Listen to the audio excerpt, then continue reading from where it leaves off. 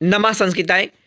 प्रिय विद्यार्थियों, यदि आपका भी सपना है सरकारी नौकरी को पाना, यदि आप कक्षा 10 पास कर चुके हैं या कक्षा 12 पास कर चुके हैं, तो आपके लिए एक सुनहरा मौका है।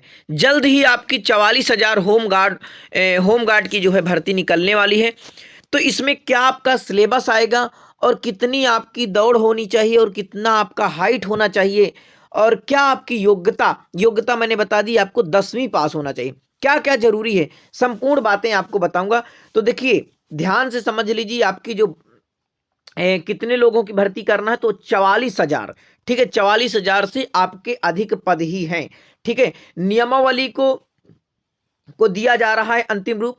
कई अहम बदलाव होंगे, यानी कि अब आपकी किस प्रकार से, तो देखिए यहां पर आप देखेंगे, लिखित परीक्षा पहले होगी। लिखित परीक्षा का प्रावधान करने और दौड़ को 2 से बढ़ाकर, यानी जो 2 किलोमीटर होती थी उसको 2.5 किलोमीटर करने की तैयारी है। तो एक बदलाव तो ये हो गया। पहले क्या होता था कि विद्यार्थियों, आपकी मेरिट बेस पर, यानी कि आप कितने नंबर 10वीं में पाए हैं और कितनी 12वीं में पाए हैं, और कुछ खेल कूद के नंबर आपके, और आप जो भी जैसे कि एनसीसी किए हैं तो उसके भी आपके नंबर मिल जाते थे। अभी मैं आपको दिखा रहा हूं। ठीक है, तो मुख्यमंत्री योगी आदित्यनाथ की ओर से 44,000 होमगार्डों की भर्ती की घोषणा के बाद नियमावली को अंतिम रूप दिया जा रहा है। अब आप देख सकते हैं कि यहां पर आपके 1,18,000 लगभग 356 कुछ ऐसे पद लाख स्वीकृत हैं, यानी इतने लोगों की यहां पर वैकेंसी है, जिसमें से हमारे वर्तमान में 76,000 लोग ही कार्यरत हैं। तो अभी हमारे कितने बचे, 44,000 जो है कुछ की जो है वैकेंसी है, इसीलिए जो है ये जारी किया गया है।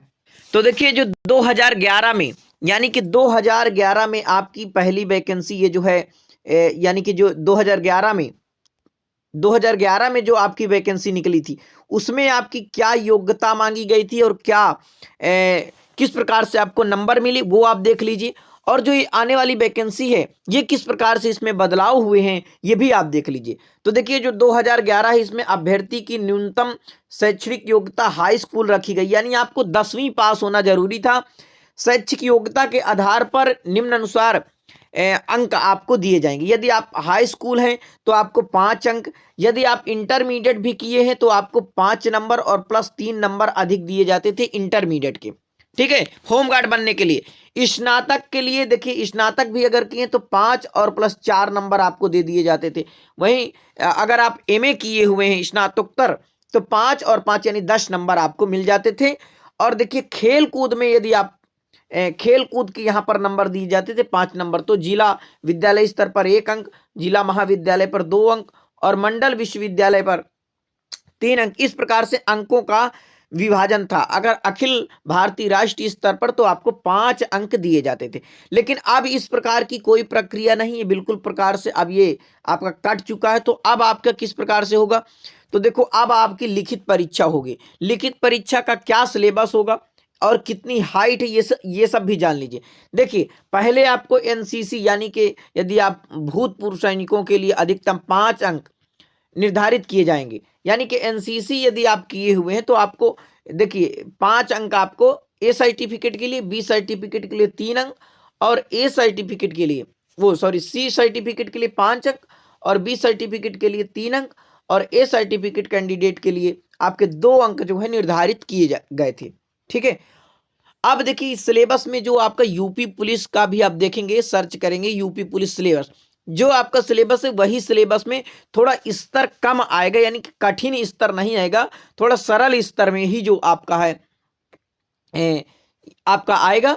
और जो है देखिए, इसमें आपको क्या करना है, दौड़ आपकी जो है बढ़ा दी गई, यानी 2 किलोमीटर से आपकी 3 किलोमीटर जो है दौड़, यानी 2.5 किलोमीटर दौड़ आपकी बढ़ा दी गई है। ठीक है, और देखिए, अब हम हाइट की बात करते हैं। तो देखिए, आपको कितनी आपकी लंबाई होनी चाहिए।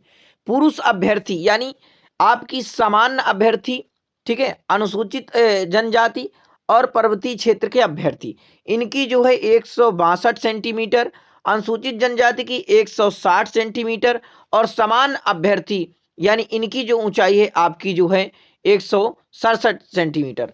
और देखिए, इनका सीना कितना होना चाहिए, तो इनका जो है 78 सेंटीमीटर, और अनुसूचित जनजाति का 76 सेंटीमीटर, और इनका जो है 76 सेंटीमीटर।